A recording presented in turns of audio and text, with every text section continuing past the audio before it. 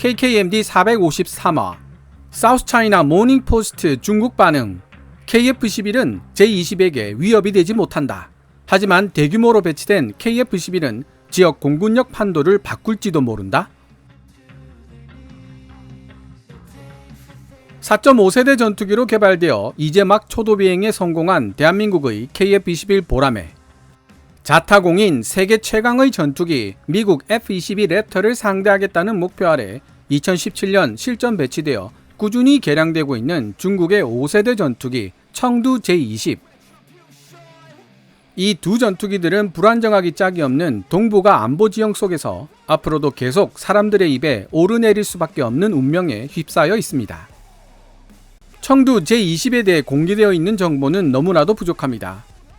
번역 영상 도중 역주로 언급되고 있지만 개인적으로는 J-20에 탑재되어 있는 A사 레이더와 전자광학 표적 추적 센서 그리고 적외선 탐색 및 추적 장비가 어느 정도 성능을 지니고 있을지가 궁금합니다. 시계외 공중전 BVR을 기본 교리로 삼고 있는 현대 공중전에서 스텔스 능력만큼이나 중요한 전장 상황 인식 능력이 항전 장비의 성능에 좌우되기 때문입니다. 중국의 영향력이 강하게 미치는 홍콩 매체 사우스차이나 모닝포스트 이하 SCMP에 기고된 기사 하나를 번역해볼까 하는데요.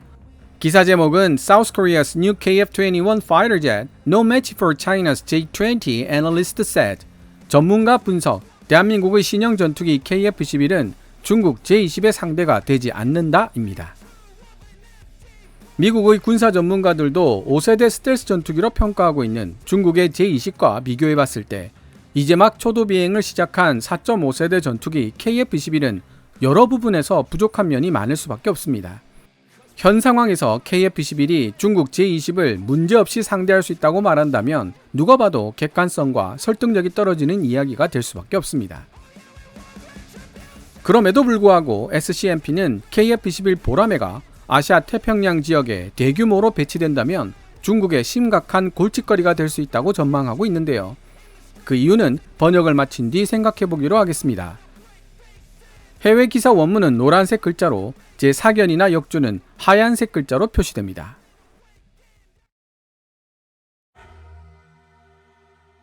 대한민국은 중국과 러시아의 항공우주 기술을 따라잡기 위해 신형 전투기를 개발하는 데 집중하고 있지만 중국의 군사평론가들은 대한민국의 새로운 전투기 KF-11은 중국의 청두 J-20과 같은 첨단 5세대 전투기와 비교조차 되지 않을 수준이라고 믿고 있다.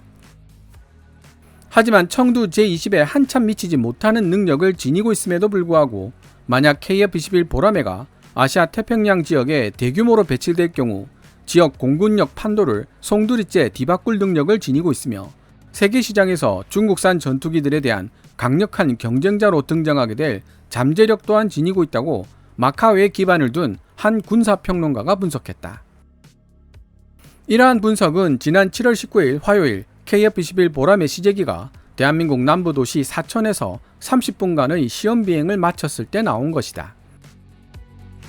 대한민국은 자체적으로 개발한 이 4.5세대 전투기가 미국 로키드 마틴으로부터 도입 중인 F-35 라이트닝2를 보다 저렴하게 대체할 수 있는 대안이 되어주기를 바라고 있으며 국제 전투기 시장에서도 KF-11을 적극적으로 홍보하겠다는 목표를 세워두고 있다.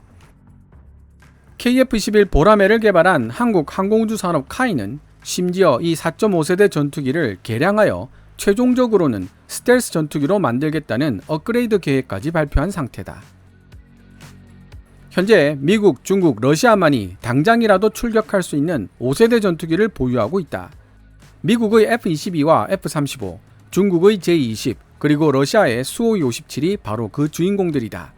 이들은 모두 스텔스 기능과 뛰어난 기동성, 초음속 순항 기능 및 최첨단 항전 장치들을 결합시켜 만들어낸 5세대 전투기들이다.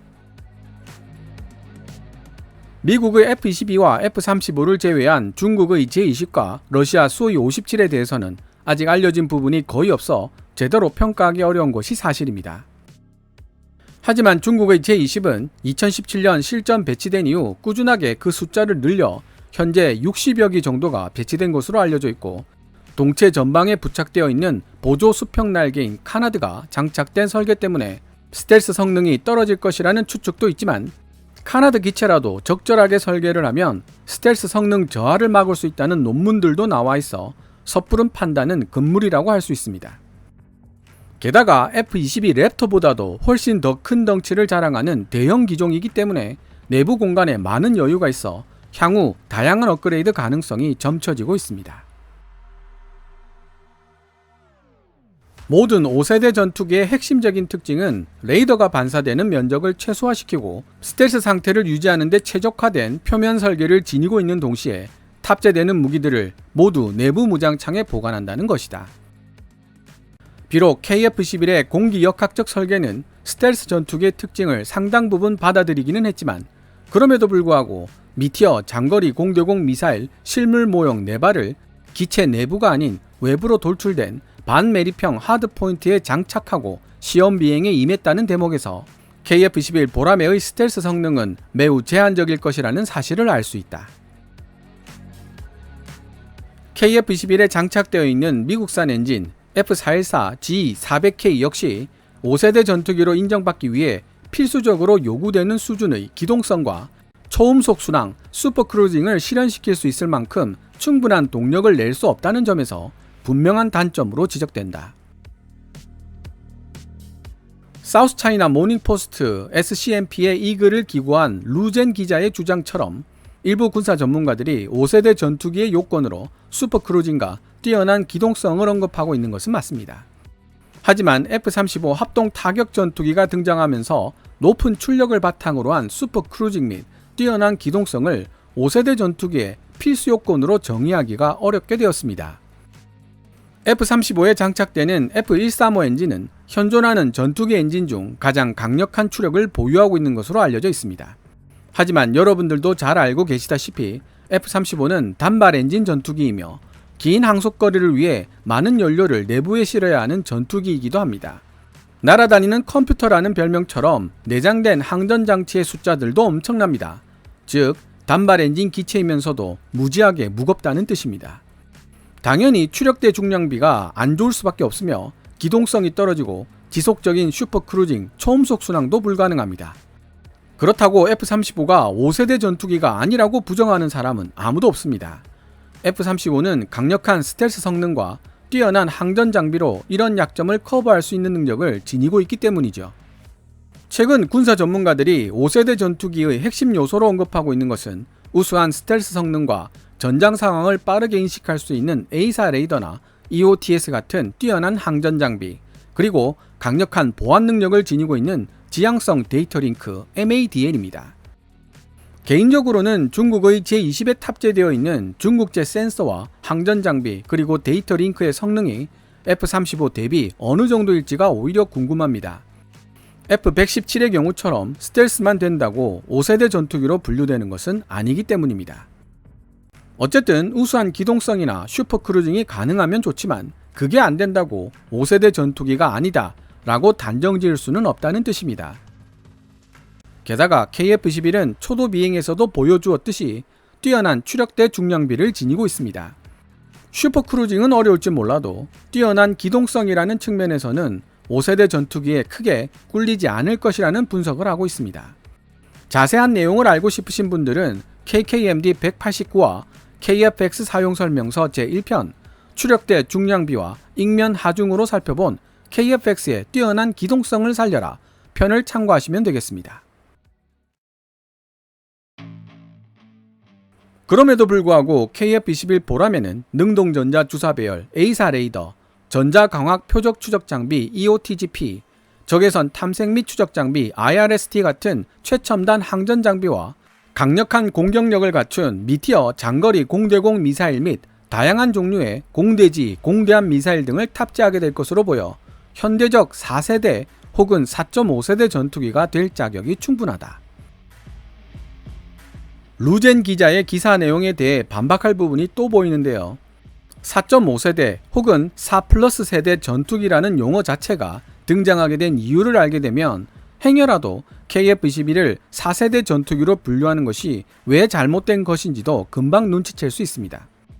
4.5세대 전투기란 5세대 전투기에 쓰이는 첨단 항전 장비들을 4세대 전투기에 적용한 경우를 뜻합니다.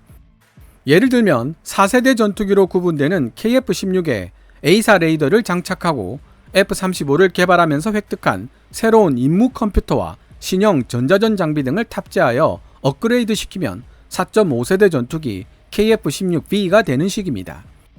처음부터 A사 레이더와 EOTGP, IRST, 한국형 통합 전자전 장비를 장착하게 되는 KF-22를 4세대 혹은 4.5세대 전투기가 될 수도 있다고 이야기하는 자체가 전투기에 대한 지식이 부족하거나 KF-22를 의도적으로 폄하하기 위한 언급이라고 볼 수 있습니다.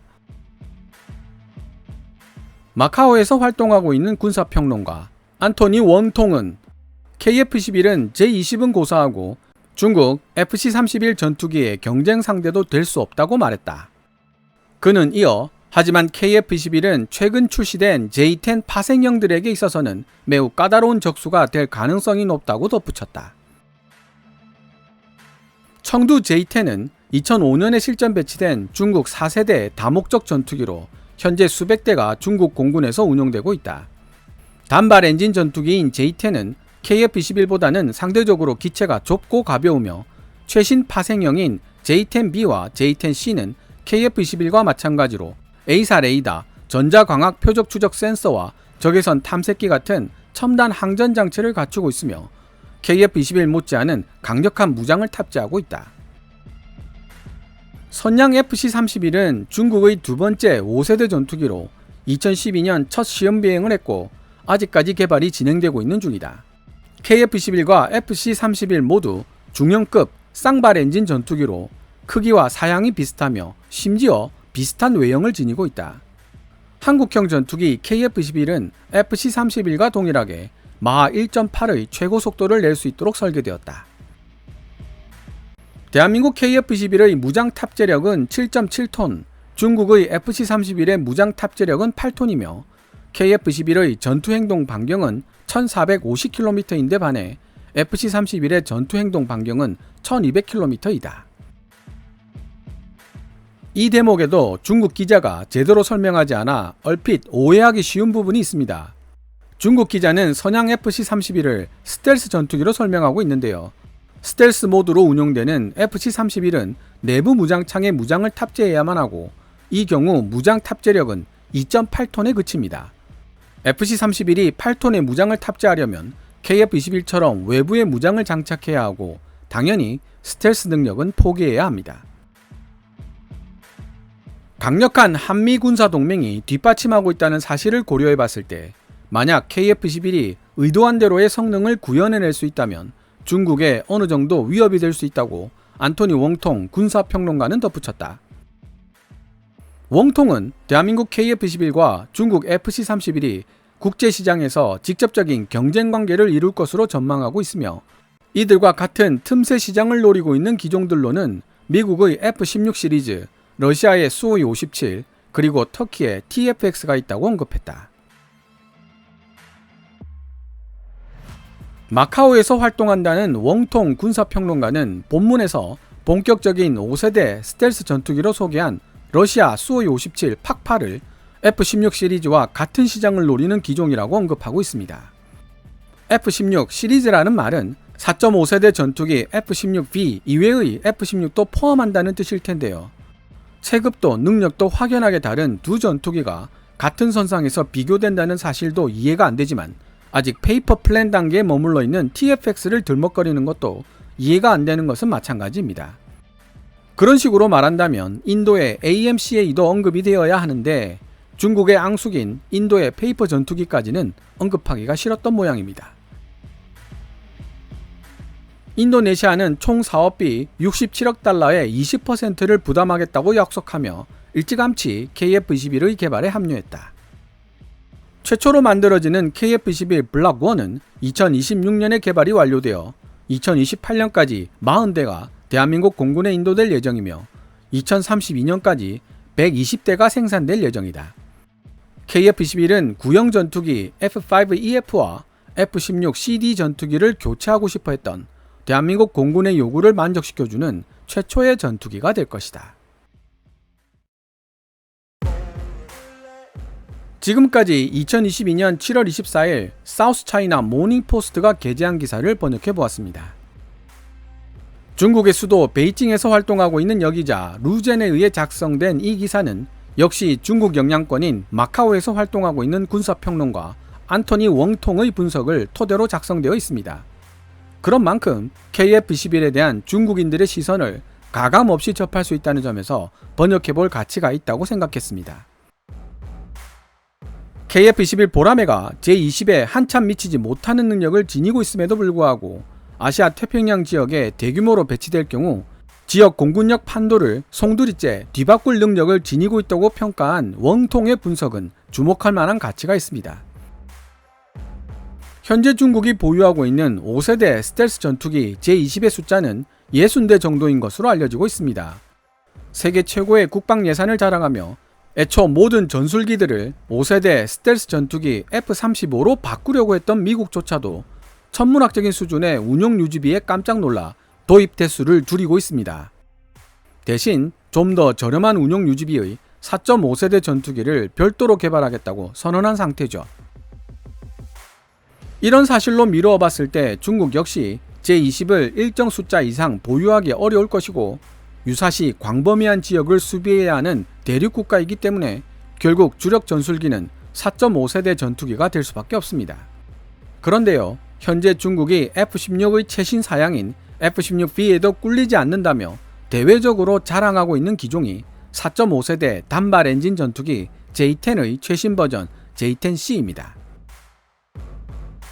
하지만 중국 입장에서 봤을 때 문제는 블락 1 버전의 KF-21이라도 주력인 J-10C에게 강력한 위협이 된다는 데 있습니다.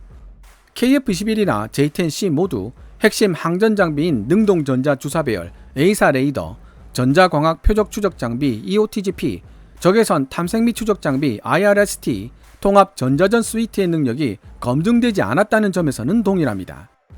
하지만 세계 최강이라는 평가를 받고 있는 미티어 장거리 공대공 미사일이나 타우러스 공대지 미사일 등 운용하고 있는 무장의 신뢰성은 KF-21 쪽이 더 높다고 볼 수 있겠습니다. 게다가 KF-21은 이제 겨우 진화적 개발의 시작 단계에 있는 기체입니다. J-10C와는 다르게 쌍발 기체이기도 하고요. 전투기에 대한 정보들을 공부하다 보면 엔진이 만들어낼 수 있는 전력의 크기도 매우 중요한 요소라는 사실을 알 수 있습니다. 성능이 좋은 엔진일수록 더 강력한 발전 능력을 지니고 있고 A사 레이더 같은 첨단 항전 장비들은 공급되는 전력이 높을수록 더 강력한 성능을 냅니다. 예전보다 좋아졌다고 하지만 중국산 엔진들의 신뢰성과 내구성이 높지 않다는 사실은 유명하며 더구나 단발 엔진과 쌍발 엔진의 차이에서 오는 발전 능력의 차이도 시간이 흐르면 흐를수록 KF-21과 J-10C 사이의 능력 차이를 불러올 개연성이 높습니다. 스텔스를 고려한 설계로 만들어진 KF-21은 그렇지 못한 J-10C보다 훨씬 더 낮은 레이더 반사 면적을 지니게 되겠죠. 내부 무장창을 보유하게 되는 블락 3가 되면 KF-21은 이미 J-10C와는 비교 불가능한 레벨의 전투기가 될 것이고요. 어쨌든 스텔스 전투기라고 불릴 수 없는 블락 1, 블락 2 사양의 KF-21이 대한민국은 말할 것도 없고 필리핀, 인도네시아, 말레이시아 같은 동남아 국가에 대량으로 전개된다면 중국은 KF-21에 포위되는 형국이 되고 마카오 출신의 군사평론가 웡통의 말대로 지역 공군력 세력의 판도를 송두리째 뒤흔드는 변화가 발생하게 될 가능성이 매우 높습니다. 향후 관심을 가지고 지켜봐야 할 사안인 것 같습니다. 오늘 KKMD에서 준비한 내용은 여기까지입니다. 방송되었던 내용들은 KKMD 공식 블로그에서도 만나보실 수 있으니 구글 검색창에서 KKMD를 검색해 보시기 바랍니다. KKMD는 여러분들께서 챙겨봐 주시는 광고 수익으로 운용되고 있으며 후원 멤버로 가입해 주시면 영상 제작 지원과 더불어 업로드된 영상을 더 일찍 만나보실 수 있습니다. 지금까지 시청해 주셔서 감사합니다. 케빈즈 밀리터리 채널 KKMD